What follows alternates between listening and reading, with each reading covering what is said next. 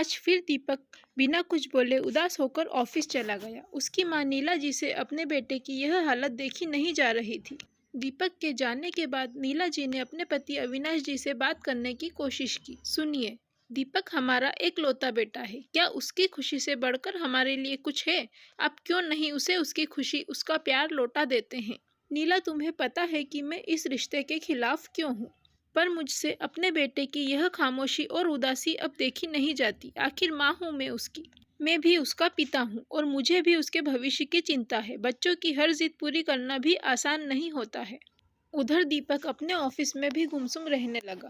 तभी उसके दोस्त अजय उसके पास आया और उसकी उदासी की वजह पूछने लगा। ना नुकुर करने के बाद दीपक ने कहा, यार, मैं कॉलेज में साथ पढ़ने वाली दिशा से बहुत प्यार करता हूँ। हम दोनों ने साथ मिलकर बहुत से सपने देखे हैं। मैं उसके बिना अपनी ज़िंदगी की कल्पना भी नहीं कर सकता और सिर्फ उसी से शादी करना चाहता हूँ।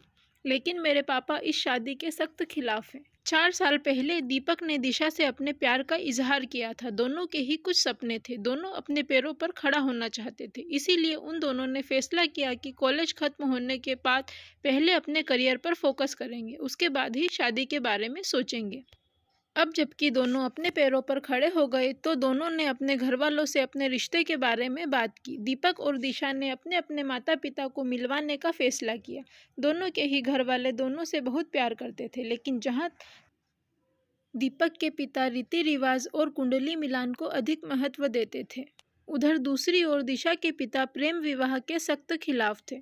पहली मुलाकात में ही दीपक के पिता ने कहा, आपकी बेटी हमें पसंद है, लेकिन जब तक दोनों की कुंडली नहीं मिल जाती तब तक इस रिश्ते के लिए मैं कोई हामी नहीं भरने वाला हूँ। दिशा के पापा ने भी ज़्यादा बातचीत नहीं की क्योंकि यह रिश्ता उन्हें नागवार था। हालांकि दीपक उन्हें बहुत पसंद आया था, लेकिन फिर भी प्रेम विवाह के नाम से उन्हें नफरत थी, क्योंकि उन्हें लगता था कि अगर उनकी बेटी अपनी पसंद से शादी करती है तो समाज में उनकी मान मर्यादा और प्रतिष्ठा को हानि होगी। फिर दीपक के पापा ने दीपक और दिशा की कुंडली मिलवाई और उनके अनुसार दोनों के ही गुण ज़्यादा नहीं मिले, इसीलिए उन्हें इस रिश्ते से आपत्ति थी। फिर भी दोनों परिवार ने अपने बच्चों की खुशी के लिए एक बार फिर से मिलने के लिए तैयार हो गए। अब की बार दीपक और दिशा को उम्मीद की एक किरण नजर आई। दोनों काफ़ी खुश थे।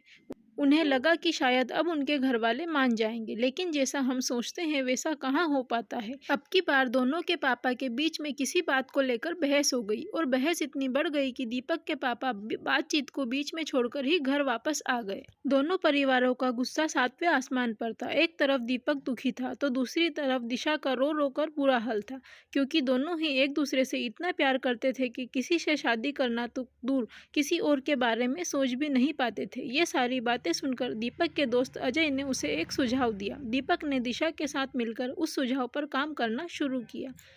वैलेंटाइन डे आने वाला था। दोनों ही अपने अपने माता पिता को लेकर एक रिजॉर्ट में गए। रिजॉर्ट में पहुंचने के बाद दोनों परिवार एक दूसरे से टकराए।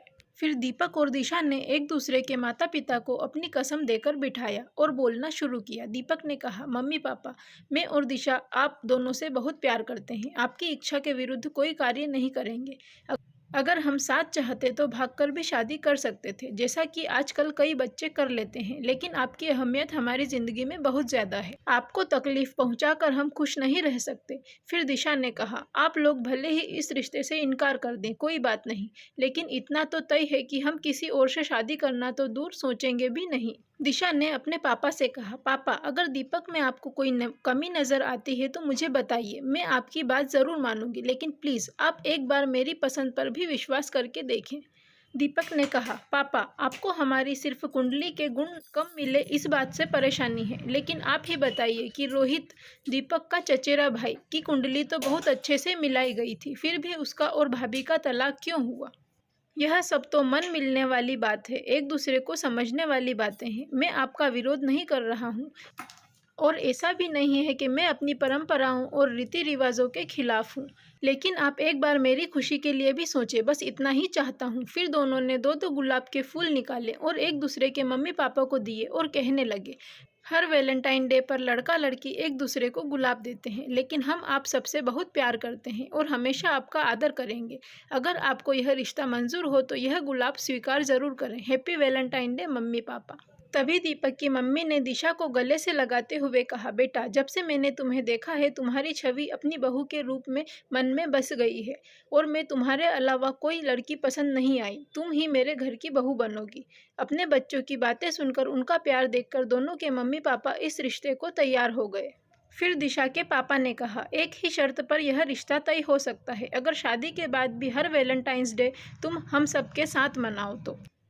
उनकी यह बात सुनकर सब लोग ठहाके मारकर हंस दिए और आखिरकार उनके प्यार को रजामंदी मिल गई और दो प्यार करने वाले हमेशा हमेशा के लिए शादी के बंधन में बंधकर एक दूसरे के हो गए।